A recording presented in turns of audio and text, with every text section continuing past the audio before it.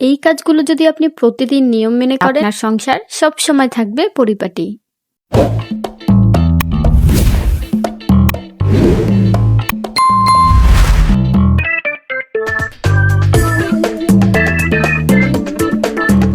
আসসালামু আলাইকুম, সবাইকে স্বাগতম আমার নতুন আরেকটি ডেইলি ভ্লগে। আজকে আমি আপনাদের সাথে শেয়ার করব এমন কিছু ছোট ছোট অভ্যাস যেগুলো আমি প্রতিদিন মেনে চলার চেষ্টা করি। এই অভ্যাসগুলো আমার সংসারকে সবসময় পরিষ্কার, পরিপাটি আর শান্ত রাখতে অনেক সাহায্য করে।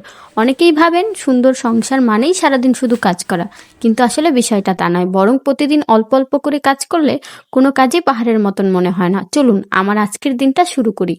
তো আমি ঘুম থেকে উঠে আমার বিছানার চাদরটা চেঞ্জ করে নিয়েছিলাম এবং বিছানাটা গুছিয়ে নিয়েছিলাম।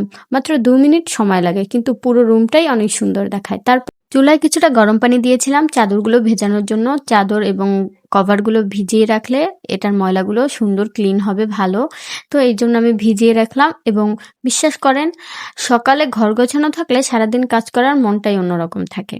তারপরে এই তো রান্না বান্না শেষ করলাম, রান্নার ভিডিওগুলো করা হয়নি। তারপর ঘরের মধ্যে আমি কিছু গাছ রেখেছিলাম, তো এটা ছিল আমার বেডরুমে, তো এটা একটু পানি দিয়ে নিলাম। মানে অন্য জায়গাগুলোতেও পানি দিয়েছি, কিন্তু ওগুলো ভিডিও ক্লিপ নেওয়া হয়নি। এরপরে আমি আমার রুমের মধ্যে যে টেবিলটা ছিল ল্যাপটপ রাখার, ওটা গুছিয়ে নিচ্ছে। ওটার মধ্যে মানে 2-1 দিনে হাত না দিলেই ধুলোবালু একদম জমে যায়, তো ওটাকে ক্লিন করে নেব। আমি আসলে চেষ্টা করি যে প্রতিদিনই সবকটা কাজকে একটু টাচ দিয়ে রাখার, কারণ জমিয়ে রাখলে দেখা যায় পরে আরো বেশি কষ্ট হয়। তো যখন যেটা মনে হয় যে না এটা করে ফেলা উচিত, তখনই সেটা করে ফেলি।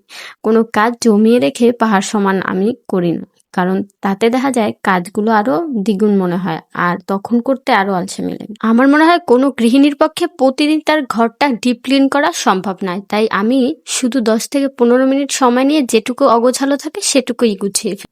একটা নিয়ম আমি সবসময় মানি, যে জিনিস যেখান থেকে নিই কাজ শেষে আবার সেখানেই রেখে দিই। এই একটা অভ্যাসই ঘরকে অনেক বেশি পরিপাটি রাখে। এরপর চলে এসেছি, এটা আমার বাসার পিছনের বারান্দাটা। মানে বাসাটা যেহেতু একটু পুরানো, পিছনের বারান্দার দেয়াল থেকে খুব বালু পড়ে, মানে নোংরা হয়।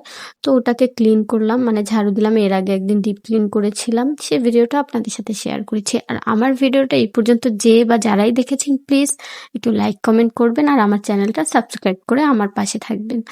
আশা করছি আমি আপনাদের কমেন্ট অনুযায়ী রিপ্লাই দেওয়ার চেষ্টা করব, আর আপনাদের মতামত জেনে আমি সেই অনুযায়ী ভিডিও আপলোড করব। আমার কাছে মনে হয় যে সংসারকে সুন্দর পরিপাটি রাখতে প্রতিদিন অনেক বেশি কাজ করার প্রয়োজন নেই, কিন্তু অল্প অল্প করে নিয়ম মেনে কাজ করলে সবসময় আপনার সংসারটা আপনি পরিপাটি রাখতে পারবেন। যেমন ধরেন রান্নার শেষে এই যে চুলাটা, এটা চেষ্টা করি আমি প্রতিদিনই ক্লিন করার, কিন্তু রান্নাঘর যে ডিপ ক্লিন করা সেটা আবার দেখা যায় সপ্তাহ অথবা 15 দিন পরে করি। কিন্তু প্রতিদিনই একটু টাচ দিয়ে রাখি, নোংরা কম হয়। এতে করে দেখা যায় যখন মনে করেন যে আপনার 15 দিন 1 সপ্তাহ হয়ে যায়, তখন অত বেশিও ময়লা হয় না, পরিষ্কার করতে সুবিধা হয়। তাই প্রতিদিনের অল্প অল্প কাজের অভ্যাসই আপনার সংসার পরিপাটি রাখতে অনেক সাহায্য করে। এরপরে আমি চলে এসেছি ওই যে কাপড় চোপড়গুলো ভিজিয়ে রেখেছিলাম, ওগুলোকে ক্লিন করব।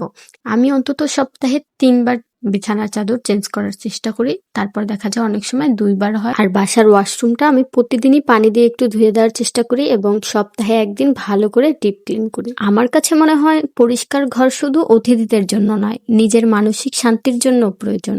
আপনাদের যদি আমার আজকের ব্লগটি ভালো লাগে তাহলে অবশ্যই আমার চ্যানেলটি সাবস্ক্রাইব করবেন। আপনার সংসার সবসময় কিভাবে গুছিয়ে রাখেন, কোন অভ্যাসটি সবচেয়ে বেশি কাজে লাগে, আমাকে সেটা কমেন্ট করে জানাতে পারেন। আশা করছি সবাই ভালো থাকবেন। আল্লাহ হাফেজ।